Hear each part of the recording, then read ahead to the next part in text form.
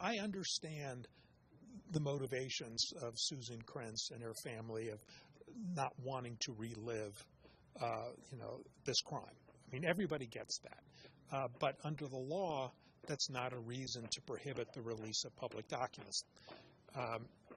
There is a high degree of public interest in how law enforcement prosecutes this crime in Cochise County. There's been a lot of international attention given to this case, and those interests simply are too overwhelming here.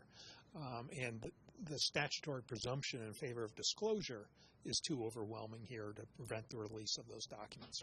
I mean, one of the questions you would ask is, why was this complaint filed now?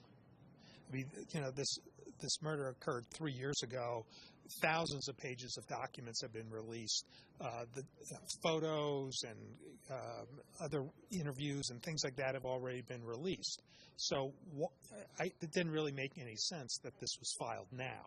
I mean, everybody has sympathy for Susan KRENTZ and the KRENTZ family for losing a loved one. I mean, I can't imagine, what that must be like to have, your husband murdered.